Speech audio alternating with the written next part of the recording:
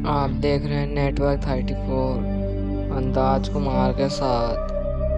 तो चलिए बढ़ते हैं आज एक कहानी की ओर। दोस्तों, यह कहानी है बिहार के एक बड़ी सिटी हॉस्पिटल में हुई एक खौफनाक घटना पर आधारित है। प्रियंका नाम की एक लड़की रहती थी जो बहुत ही प्यारी और समझदार थी।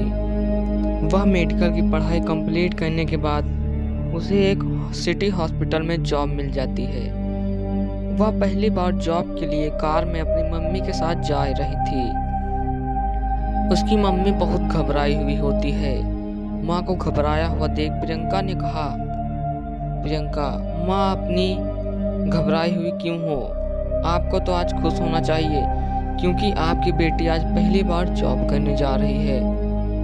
मम्मी ने बोली, ये बात सही है बेटी, पर जिस हॉस्पिटल में तू जॉब करने जा रही है वह सही नहीं है। तूने सुना है ना उसके तीसरे फ्लोर के बारे में? प्रियंका बोली, क्या मम्मी, आप भी ऐसा कुछ नहीं है।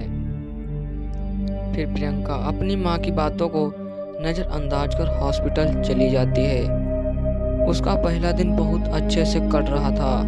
उसके साथ के लोग भी बहुत अच्छे थे। फिर प्रियंका ने अपने साथ के एक नर्स से तीसरे फ्लोर के बारे में पूछा। नर्स ने बताया, आज से 7 साल पहले यहाँ एक औरत का ऑपरेशन किया गया था और उस ऑपरेशन में उसकी मौत हो गई थी। उसके बाद उसकी आत्मा यहीं भटकने लगी। फिर तांत्रिक को बुलाकर उसकी आत्मा को तीसरे फ्लोर में कैद कर लिया गया। लेकिन अगर जान प्यारी है तो उस दौर की तरफ मत देखना।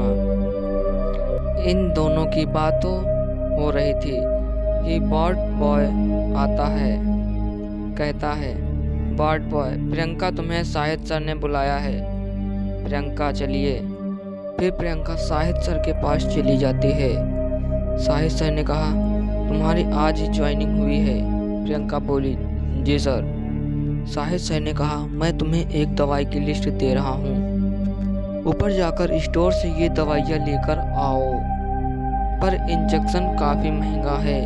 प्रियंका, जी सर, मैं अभी लाती हूँ। जब प्रियंका ऊपर स्टोर से दवाइयाँ लेकर सीढ़ियों से आ रही थी तो तीसरे फ्लोर पर आते ही उसके हाथ से दवाइयाँ गिर जाती हैं और कुछ इंजेक्शन लुढ़कते हुए फ्लोर के अंदर चले जाते हैं। प्रियंका सोची, उफ, ये क्या हुआ? मैंने पहले दिन ही गड़बड़ कर दी। सर ने कहा था कि इंजेक्शन कीमती है, ध्यान रखना। आप सर को क्या बताऊंगी अगर सर ने गुस्से में आकर जॉब से निकाल दिया? नहीं नहीं, मुझे जॉब से हाथ नहीं धोना है। मुझे किसी भी हालत में इंजेक्शन तो लाना ही होगा। यह सोचकर प्रियंका दरवाज़ा खोल देती है और अंदर जाकर इंजेक्शन इकट्ठा करना शुरू कर देती है। तभी कड़कड़ाती आवाज़ के साथ अचानक दरवाज़ा बंद हो जाता है। फिर पूरे फ्लोर पर पूरी तरफ से अंधेरा छा जाता है। फिर प्रियंका हड़बड़ाते हुए स्विच ऑन कर देती है। फिर एक छोटा सा बल्ब जलता, वो भी लपलपाता हुआ, और तभी फ्लोर में किसी औरत की चीखने की आवाज़ जोर जोर से आने लगती है। प्रियंका बहुत ज़्यादा डर जाती है। उनको कुछ समझ नहीं आ रहा था कि उसके साथ क्या हो रहा है। फिर कुछ देर बाद फिर से चीखने की आवाज़ सुनाई देती है। फिर प्रियंका डरी डरी बोलती है, कौन है? देखो, मुझे जाने दो। मैं सिर्फ दवाई लेने आई थी और फिर चली जाऊंगी। देखो, मैं जा रही हूँ, मुझे कुछ मत करना प्लीज़। तभी प्रियंका जा ही रही थी, तभी अचानक फ्लोर का लाइट ऑफ हो गया और घोर अंधेरा हो गया। प्रियंका रोने लगती है। फिर अचानक भूतनी का कटा चेहरा और खून से लथपथ सामने आ जाता है और प्रियंका जोर से चीखने लगती है। भूतनी बोली, बदला लेने में मदद चाहिए, क्या तुम मेरी मदद करोगी? प्रियंका डरी हुई बोली, मैं आपकी मदद नहीं कर सकती, और मैं मदद क्या कर सकती हूँ? भूतनी गुस्से से बोली, मुझे मदद करनी होगी। प्रियंका डरी हुई बोली, ठीक है, मैं आपकी मदद करूंगी, बताइए क्या मदद करना है। भूतनी बोली, मैं एक बार यहाँ अपने बेटे का इलाज करवाने आई थी, तो शाहिद ने कहा ऑपरेशन करना पड़ेगा। फिर कहता है उसकी ऑपरेशन में मृत्यु हो गई, लेकिन अब मैंने चुपके से डॉक्टर की बातें सुनी तो पता चला कि मेरा बेटा मरा नहीं था, उसे मार दिया गया और सारे अंग निकाल लिए गए।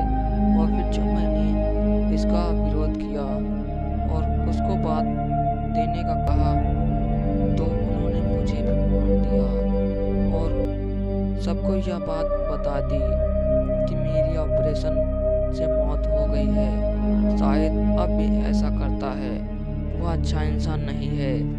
प्रियंका बोली, जो तुम कह रही हो यदि वह सही है तो मैं हर हाल में तुम्हारी मदद करूंगी। फिर एक दिन प्रियंका ने अपने दोस्त को पेशेंट बनाकर शाहिद के पास भेज दिया। शाहिद उसको ऑपरेशन कराने को कहता है। अगले दिन जब शाहिद ऑपरेशन शुरू करने ही वाला था कि तभी पुलिस ने आकर रंगे हाथ पकड़ लिया और लंबी सजा के लिए जेल में डाल दिया। शाहिद को सलाखों में देख भूतनी ने प्रियंका को थैंक्स कहा और तुरंत हॉस्पिटल को छोड़ दिया और आसमान में उड़ गई। इसके बाद तीसरे फ्लोर को फिर से खोल दिया गया।